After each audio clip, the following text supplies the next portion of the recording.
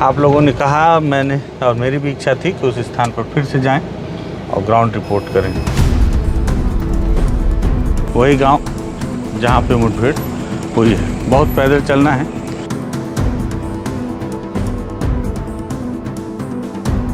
और जब मैं यहाँ पर पहुँचा तो गांव में पूरा सन्नाटा फैला हुआ था। हम लगातार पैदल चल रहे हैं। तो यहाँ पे भी हमको माओवादियों का एक डंप नज़र आ रहा है, जिसे जवानों ने पूरी तरह से बिखेर दिया है। गोली लगने से बांस की ये स्थिति हुई है कि कैसे ये पूरी मुठभेड़ हुई थी और कैसे इसमें पुलिस ने दावा किया कि 10 नक्सली मारे गए और कैसे गांव वालों ने कहा कि 4 ग्रामीण भी इस मुठभेड़ में मारे गए।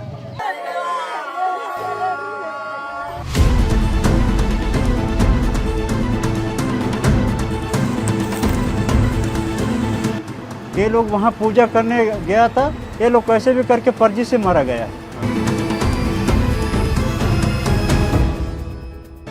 अलग अलग स्थान में अलग अलग समय पे कई बार मुठभेड़ हुई। मुठभेड़ में 3 महिला माओवादी सहित कुल 10 माओवादियों का डेड बॉडी रिकवर किए गए थे।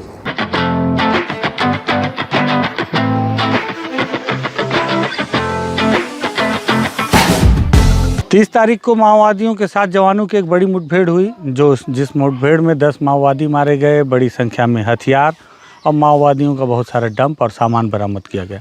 उस घटना की ग्राउंड रिपोर्ट करने आया हूँ। 2 दिन से इसी इलाके में टहल रहा हूँ और 2 दिन से घूमने के बाद यहाँ की जो पूरी कहानी है, मुझे लगा आपको विस्तार से समझाता हूँ। नमस्कार, मैं विकास तिवारी हूँ और आप बस्तर टॉकीज़ देख रहे हैं।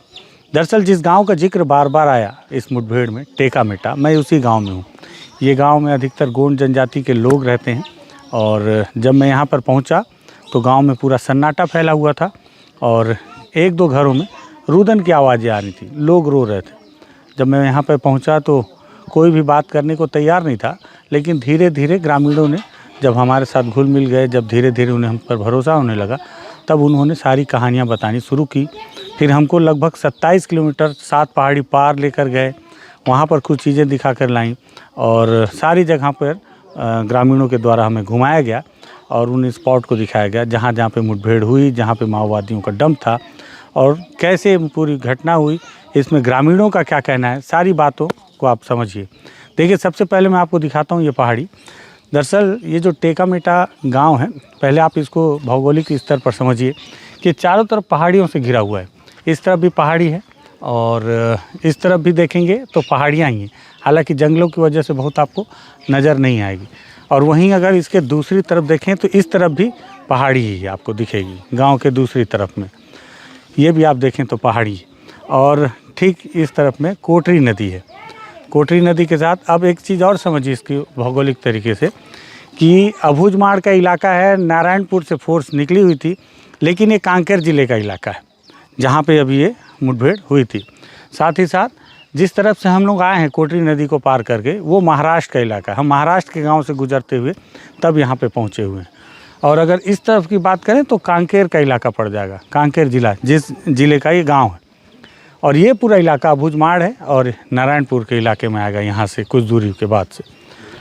अब आप मुठभेड़ की स्थिति को समझिए। सबसे पहले हमने आकर जो लगातार चीज़ें यहाँ पे घूम फिर कर देखी तो समझ में आया कि ये जो पहाड़ी है, इस पहाड़ी के और पीछे अगर आप चले जाएंगे तो उस ओर में माओवादियों का एक बड़ा कैंप लगा हुआ था, जिसमें बड़े लीडर, जिसमें पोलित ब्यूरो सोनू उर्फ वेणुगोपाल, साथ ही साथ जोगन्ना, मल्लेश जैसे माओवादी थे, जिसमें एसजेडसी, डीवीसी जैसे 8 लाख और 25 लाख तक के माओवादी थे। वो सारे माओवादियों की उपस्थिति थी और उस पर हमने पहले भी बातचीत किया कि कैसे उसमें बड़े स्तर के नक्सली क्यों वहाँ पे उपस्थित थे, मीटिंग कर रहे थे, बैठक कर रहे थे, बैठक क्या क्या उद्देश्य रहा होगा। खैर, जब हम वहाँ पे जाकर देखा हमने तो जो समझ में आई बातें कि लगभग 900 से 1000 की संख्या में फोर्स आई हुई थी और फोर्स को पिन पॉइंट सूचना थी कि उस इलाके में बड़े स्तर के माओवादी हैं और उनकी बैठक चल रही है, उसने घेरा जा सकता है। और यही वजह है कि 2 दिन पहले से फोर्स इस पूरे ऑपरेशन को लॉन्च करने के लिए नारायणपुर और अलग अलग इलाकों से निकली हुई थी। फोर्स की रणनीति इतनी सटीक थी कि उन्होंने इस तरफ से चारों तरफ, आप समझें कि मैं पूरे इलाके को घूम के आया हूँ 2 दिन में, इस तरफ से पूरा इलाका और ऐसे घूमते हुए ये चारों तरफ पहाड़ियों को फोर्स ने घेर के रखा हुआ था। और घेरने के बाद इस बात की भनक माओवादियों को भी लग गई कि फोर्स आ चुकी है, घेर रहे हैं उन्हें। तो उसमें जो पोलित ब्यूरो थे, सोनू दादा, माओवादियों ने सबसे पहले उन्हें सुरक्षित मौके से निकाला और निकालने के बाद बाकी जो जोगन्ना, मल्लेश, ये भी वहाँ से सुरक्षित निकलना चाह रहे थे। लेकिन सबसे पहली फायरिंग हुई यहाँ पे, इस पहाड़ी के थोड़े से नीचे में, जहाँ पहली संतरी बैठी हुई थी। वहाँ पे क्या स्थिति थी वो भी आप देख लीजिए। टेकामेटा में जहाँ 10 माओवादी को मारने का दावा किया गया है, उस इलाके की ग्राउंड रिपोर्ट करने आया हूँ। और आज ये दूसरा दिन है मेरा। रात इसी गांव में बिताया था, टेकामेटा में। और कल 7 पहाड़ी को पार करके लगभग 26 किलोमीटर पैदल चला हूँ। 11 बजे सुबह निकले थे और शाम 7 बजे वापस गांव लौटे थे। असल में इस पूरी मुठभेड़ को समझना था। मुठभेड़ में गांव वालों का कहना है कि जो 10 मारे गए हैं उसमें 6 तो माओवादी थे, जिनकी शिनाख्ती गांव वाले भी कर रहे हैं। लेकिन जो 4 हैं वो ग्रामीण हैं, तो उसमें 3 टेकामेटा के ही लोग हैं। तो कल उस इलाके को देखे, पूरी कहानी को समझाऊं, इसको भी आपको अलग से समझाऊंगा मैं कि असल कैसे हुई पूरी घटना।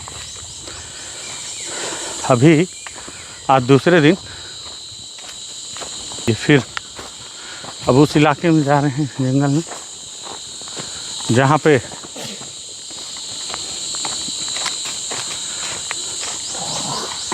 नक्सलियों के साथ में मुठभेड़ हुई या नक्सलियों का कैंप था। अब देखते हैं क्या मिलता है। कल लेकिन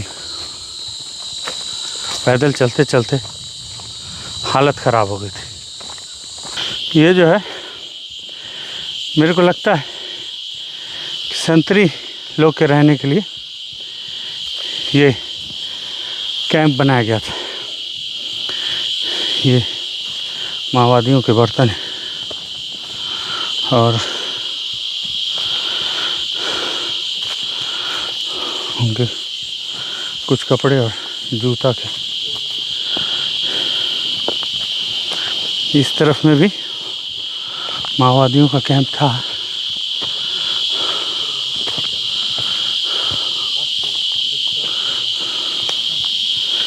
ये सब उनके बर्तन हैं। यहाँ कुछ सामान था जिसको जला दिया गया है। ये और बर्तन है।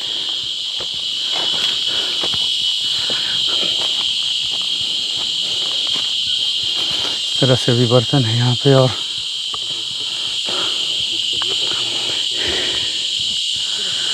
ये झोले में कुछ कुछ सामान है। जहाँ पे मुठभेड़ हुई वो इलाका बहुत फैला हुआ है। और ये आप समझें कि ये गांव है और गांव से बहुत करीब में ये देखिए, ये माओवादियों का सामान जलाया गया है। और यहाँ पे एक झोपड़ी जैसे बनाई गई थी, इसे उजाड़ा गया है। एक झोपड़ी उधर पीछे उजाड़ा गया है। और यहाँ पे ये माओवादियों के बर्तन देख के आप ये भी अंदाज़ लगा सकते हैं कि इतने बड़ा बर्तन है, इसमें माओवादियों का खाना बनाया जाता था। और इसे जवानों ने जला दिया है। ये मग, साथ ही साथ यहाँ पे थोड़ा सा राशन भी पड़ा है। और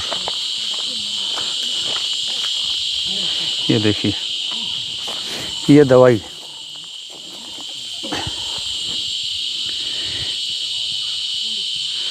टिटनस वैक्सीन है। ये टिटनस की एक वैक्सीन है, यहाँ पे पड़ी हुई है। इस तरह से।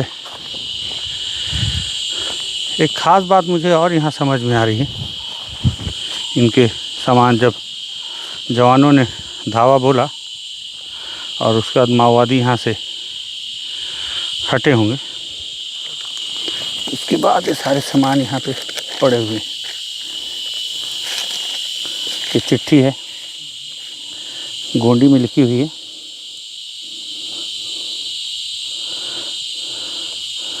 सामान ज़रूरत मत्ता सामान्य बाहर मदना मिलिशिया जनता मुन्ने गुप्त विषयक रिपोर्टर समाचार एलाना इतो को अलम 2-3 जन पकड़ते अंत की पोत तमाम। ये गोंडी में लिखा हुआ है।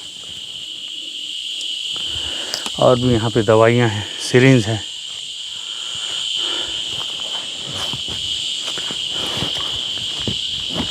ये टोपी, ये जूता,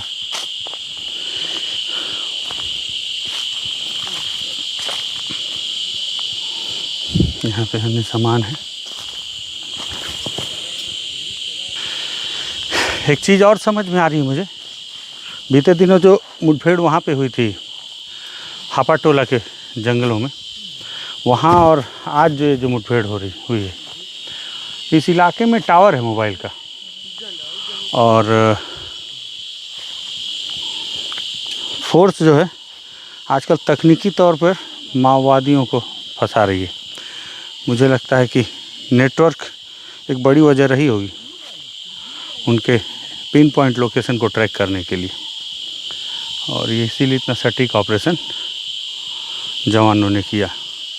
यहाँ पे माओवादियों के रहने की उपस्थिति की जानकारी मिल रही है, लेकिन यहाँ मुठभेड़ हुई ऐसे कोई साक्ष्य नहीं दिख रहे हैं, जिससे, क्योंकि मुठभेड़ जो है यहाँ से लगभग 6-7 पहाड़ी दूसरी तरफ हुई है, जहाँ कल हम लोग गए हुए थे। जो 10 माओवादी जो मारे गए, उसके पूरे स्ट्रक्चर को समझने की कोशिश कर रहा हूँ कि माओवादियों ने कैंप कैसे लगाया था, कैसे जवानों ने उनको घेरा, और अभी तक के जो साक्ष्य नज़र आए हैं उसमें ये समझ में आ रहा है कि ये जो इलाका है, यहाँ पे माओवादियों की जो संतरी थी उन लोगों की ड्यूटी थी, और उसी इलाके पे मैं भी इस वक्त पहुँचा हूँ सबसे पहले। और यहाँ मुझे साक्ष्य दिख रहा है, ये देखिए, ये बांस पे गोली लगी हुई है। इसको अगर आप देखें तो समझ में आएगा, गोली लगने से बांस की ये स्थिति हुई है, और इस तरफ से गोली अगर किसी जवान ने चलाई होगी या इस तरफ संतरी ने गोली चलाई होगी, दोनों में से किसी एक ने गोली चलाई, और गोली तो खैर दोनों तरफ से चली थी, क्योंकि ये बांस का जो ऊंचाई वो बता रही है कि नीचे से या ऊपर से गोली चली है। एक तस्वीर जो मिली थी, देखिए, ये मेरे दिमाग में बात आई रही थी कि आजकल जो दोनों मुठभेड़ हुए हैं, दोनों मुठभेड़ वाली जगह पर इस तरह से देखिए मेरा फ़ोन बज रहा है, टावर है, और मुझे लगता है आजकल माओवादी भी मोबाइल फ़ोन का इस्तेमाल भरपूर करने लगे हैं, और वो टावर की वजह से जल्दी लोकेट कर लिए जा रहे हैं। यहाँ एक फ़ोटो जवानों ने वायरल की है, जिसमें एक महिला माओवादी पड़ी हुई है, जिसमें वो पत्थर, वो बांस के पेड़, वो तेंदू का पतला वाला पौधा सब नज़र आ रहा है, और यहाँ एक महिला माओवादी की डेड बॉडी पड़ी हुई थी। यहाँ पे खून के निशान है, और नेल कटर और स्टेपलर पड़ा हुआ है, साथ ही साथ ये बगल में उसका चप्पल पड़ा हुआ है। उस महिला माओवादी ने यही चप्पल पहना हुआ है उस फ़ोटो में भी, जो मैं देख पा रहा हूँ। हालांकि लाश की तस्वीर नहीं दिखानी, इसलिए मैं आपको दिखा नहीं पा रहा हूँ तस्वीर, लेकिन यहाँ खून के निशान और सामान ये भी बता रहे हैं। उस तरफ में कंघी और वो सब पड़ा हुआ है, और सामान ये देखिए, ये मौके पर डेटोनेटर भी पड़ा हुआ है। दंतकांति टूथपेस्ट है। मैंने एक बार बताया था कि माओवादियों में भी बड़े लीडर रहते हैं तो उनके सामान बहुत महंगे रहते हैं दैनिक उपयोगी के, और छोटे माओवादियों के लिए सस्ते सामान का उपयोग किया जाता है। ये भी कई बार देखा था। ये यहाँ पे बाद में जवानों ने ये ORS का घोल जो जूस है ये पिया है, और यहाँ पे और हालांकि ज़्यादा गोली नहीं, यहाँ ज़्यादा मुठभेड़ नहीं हुई है। मुझे लगता है जवान जब अचानक घेर के यहाँ पे पहुँचे और मौका नहीं दिया संभलने का, और संतरी को सबसे पहले वहीं गोली मार दी, जिससे वहाँ महिला संतरी की मौत हो गई। और यहाँ पे महिला संतरी या और भी संतरी कितने रहे उसके भी कुछ साक्ष्य नज़र आ रहे हैं। यहाँ पे कुछ कपड़ा लटका हुआ है, आइए आपको दिखाता हूँ। यहाँ ये पॉलीथीन पड़ा हुआ है, उस तरफ में देखें अगर आप तो ये जूते पड़े हुए हैं। ये जूते बता रहे हैं कि किसी पुरुष के हैं। महिला माओवादी ने तो चप्पल पहन रखा था और साथ ही साथ इस तरफ भी जूते पड़े हुए हैं। हालांकि जूतों के एक ही एक जोड़ी यहाँ पे नज़र आ रही है। ये टोपी भी है, टोपी देख के नहीं लगता जवानों की है, मुझे लगता है ये माओवादी की जमी टोपी है। एक कागज़ पड़ा हुआ है जिसमें गोंडी में पत्र लिखा गया है, कमांडर किन खबर ये ना, क्या खबर है कमांडर, संतरी तेलू मुची संतरी, गोंडी में लिखा हुआ है। यहाँ पे बड़ी मात्रा में माओवादियों के सामान जलाए गए हैं। इन मगों का प्रयोग माओवादी चाय पीने ये सब के लिए करते हैं। और ये एक दो इस तरह के मग वहाँ पे पड़े हुए हैं। बर्तन, जितना बड़ा ये बर्तन है उसे देखकर लगता है कि बड़ी संख्या में माओवादियों के लिए खाना बनाया जाता था यहाँ पे। ये जलाया गया है, ये मक्का का पाउडर लग रहा है, मक्का का पाउडर। देखिए खाने में किस तरह ध्यान रखते हैं माओवादी। ये दाल है यहाँ पे, मसूर की दाल और जो भी सामान है और डब्बे।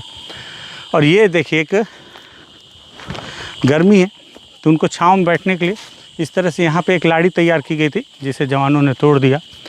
एक लाड़ी इस तरफ तैयार की गई, उसे भी जवानों ने तोड़ दिया है।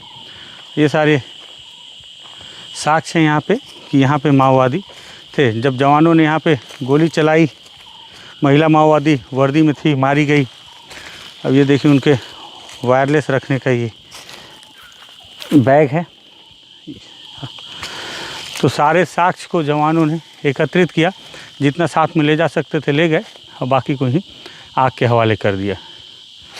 कल हमने लगभग कितना घूमे होंगे कल, 26 किलोमीटर कल हम पैदल चले और 7 पहाड़ी को देख कर आए, घूम कर आए। तो मैं आपको बताऊं, यहाँ संतरी थे और अभी वो अंदाज़ लगा रहा हूँ कि इस इलाके में ही बड़े माओवादी जो थे, जिसमें सेंट्रल पोलित ब्यूरो और सेंट्रल कमेटी के सदस्य सोनू दादा और जोगन्ना, साथ ही साथ मल्लेश, ऐसे कई बड़े माओवादी लीडर जिनकी मीटिंग चल रही थी।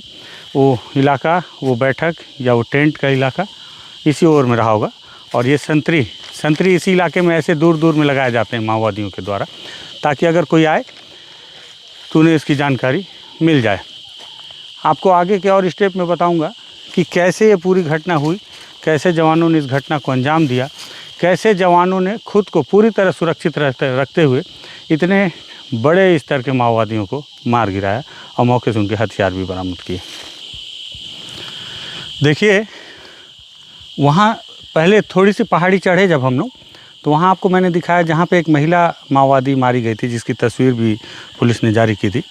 और वहाँ से और ये खड़ी पहाड़ी जब हम चढ़ रहे हैं ऊपर, तो यहाँ पे और भी सामान बरामद किया गया है। और ये सामान क्या क्या है वो भी आपको दिखाता हूँ। और इसके आगे भी और खड़ी पहाड़ी है। ये यहाँ पे कुछ सामान हैं जो यहाँ फेंके गए हैं, और जिसमें एक टिफ़िन बॉक्स है, अचार का मसाला, और ये कोई पाउडर है पतंजलि के मिक्सचर के इसमें, लेकिन ये पाउडर क्या है समझ से परे है, हल्का सा खट्टा सा वो है। महिलाओं के अंतर वस्त्र हैं यहाँ पे, और इससे पता चलता है कि किसी महिला माओवादी का पिट्ठू यहाँ पे खोला गया है, क्योंकि इसमें कपड़े भी महिला माओवादी के हैं, चूड़ी है और सिरिंज है, साथ ही साथ में इधर एक पैड भी है। अब आप देखिए, इससे ये भी समझिए कि महिला माओवादी है, लेकिन संगठन में रहने के बावजूद चूड़ी पहन रही है, चूड़ी रखी हुई है। ये मोबाइल का कवर का केस है। ये जो मैंने आपको बताया ना कि आजकल माओवादी जो है लगातार स्मार्टफोन यूज़ कर रहे हैं, और ये उसके एक प्रमाण है। और यही वजह मैंने बताया कि यहाँ जहाँ मैं खड़ा हूँ यहाँ फुल टावर भी है, जिससे वो आसानी से ट्रैक कर लिए जा रहे हैं। ट्रैक करने की वजह से उन तक आसानी से जवान पहुँचते हैं। ऑपरेशन बहुत सही तरीके से लॉन्च किया जा रहा है, और उनके ही सबसे सुरक्षित इलाके में, ये इलाका माओवादी इतना सुरक्षित मानते थे कि इस इलाके में उनके सेंट्रल कमेटी, DVCM, SZC जैसे माओवादी बैठकर एक महत्वपूर्ण बैठक कर रहे थे, और उस इलाके को फोर्स ने घेर लिया, उन्हें पता ही नहीं चल पाया। अभी और भी तस्वीरें दिखेंगी, वो तस्वीर भी दिखाता हूँ आपको। जिस दिन मुठभेड़ हुई बताते हैं कि यहाँ पर हेलीकॉप्टर उतारा गया था। ऐसे ही बोलता है, लेकिन वो मानता नहीं है ना। क्या बोलते हैं? अरे तुम्हारा आदमी नहीं है, नक्सल में गया था, नक्सल में गया, नक्सल में मार दिया हम लोगों को। तो इसको तो नक्सली बताएं। कौन बताने? ये नक्सली है, नहीं गाँव का इसका, ये भी गाँव का बाल बच्चा इसका भी है।